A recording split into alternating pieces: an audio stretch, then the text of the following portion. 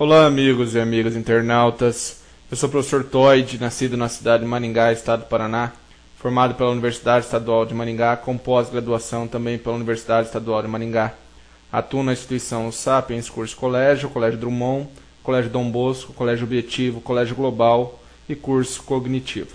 Vamos iniciar então mais uma videoaula, tratando agora sobre um tópico de biologia chamado transporte celular, transporte passivo, transporte ativo. Só que antes de eu começar a falar de transporte, vamos relembrar alguns conceitos sobre fundamentalmente célula. A palavra célula significa pequena célula. E quando falamos de célula, a menor unidade que possui vida, nós temos algumas partes da célula que nunca devemos esquecer. Primeiro é um núcleo. Seja um núcleo verdadeiro em células eucariontes, seja um núcleo falso em células procariontes, vai ter uma região nuclear onde vai estar o material genético, sobretudo o DNA. A presença de citoplasma, que é uma substância gelatinosa e aquosa, onde vai estar mergulhadas certas organelas, sais minerais e demais nutrientes. E nós temos a membrana plasmática, que é o limite que ele serve para isolar o conteúdo interno da célula, ok? Além de proteger e limitar o meio de fora e do meio interno. Membrana plasmática, nós dizemos que ela é lipoproteica, porque ela contém lipídios e proteínas. Por conter lipídios, são conhecidas como fosfolipídios. Então, o lipídio presente predominante na membrana plasmática, nós temos enquadrado o fosfolipídio. E também, numa menor quantidade, o colesterol.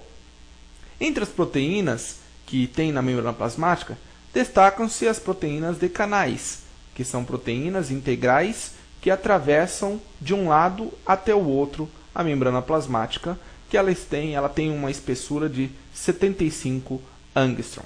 É uma bicamada de lipídios, fosfolipídios e colesterol entremeados, o que vai dar a fluidez, e proteínas superficiais e proteínas integrais que formam canais. Esquematizando, nós temos a bicamada lipídica de fosfolipídio e proteínas de canais que atravessam do meio extracelular para o meio intracelular. Existem proteínas superficiais, aquelas que não chegam a atravessar formando canais.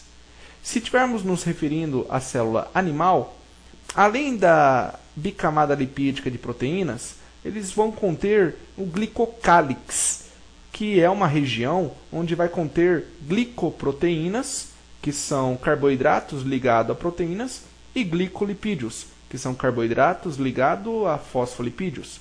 Então nós temos o glicocálix, que serve, dentre outras coisas, para reconhecer células vizinhas.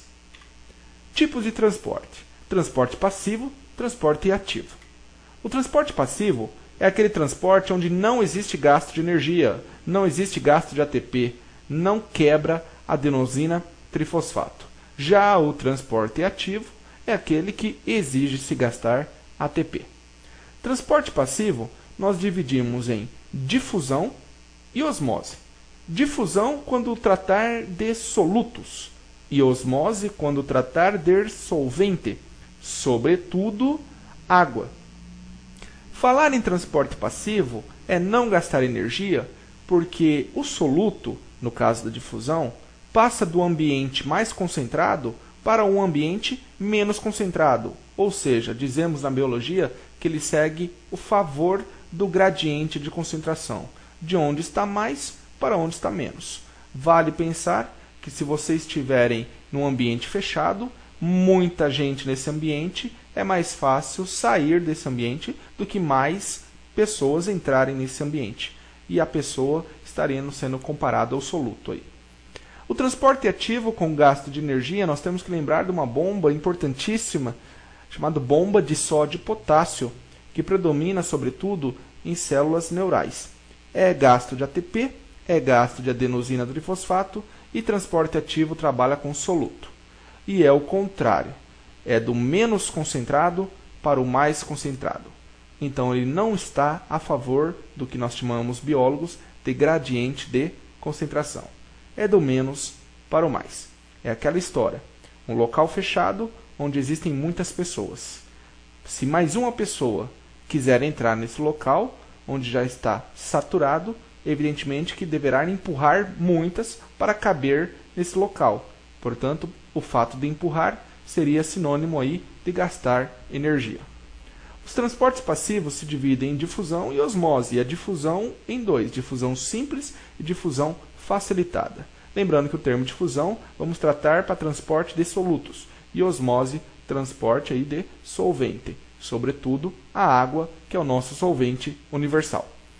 A difusão, ela sempre ocorre do mais concentrado para o menos concentrado, e esse termos em colchetes aí, vamos utilizar concentração, em alusão à nossa química, que é a concentração molar.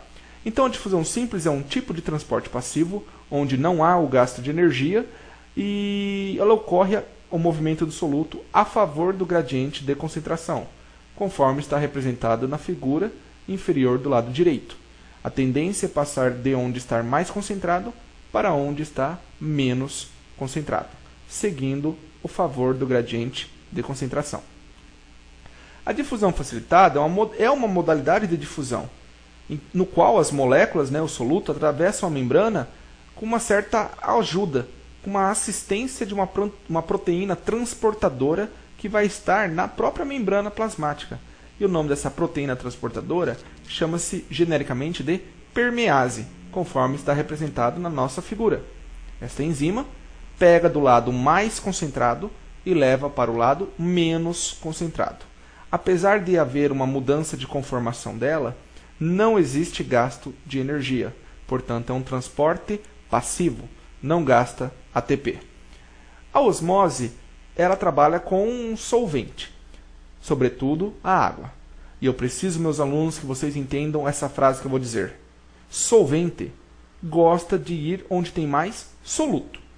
Então, procure pensar que a água sempre vai tentar ir para o local onde tem mais soluto, onde tem mais moléculas para ela poder diluir. Então, esquematizando, nós temos aqui esse quadrado ou retângulo, seria uma célula. E ali no espaço interior da célula, onde seria o citoplasma, nós temos, evidentemente, muito mais soluto do que solvente, representado pela bolinha mais escura como soluto. E do lado de fora, é evidentemente que nós temos mais solvente do que soluto. Se o solvente gosta de ir para onde tem mais soluto, a tendência é do solvente entrar na célula, uma vez que a concentração de soluto dentro é muito maior do que fora. Então, nós temos os movimentos da molécula da água entrando dentro da célula. Ok? Isso é osmose. Passagem de solvente, daquele meio que tem menos soluto, para o meio onde tem mais soluto. Evidentemente que precisa atravessar uma membrana semipermeável, que no caso é a membrana plasmática. A definição de osmose é o movimento da água, ou solvente, entre meios com concentrações diferentes, separados por uma membrana semipermeável, e acrescento mais uma coisa, sem gasto de energia. Portanto, o solvente ele vai passar de onde tem menos soluto para onde tem mais soluto.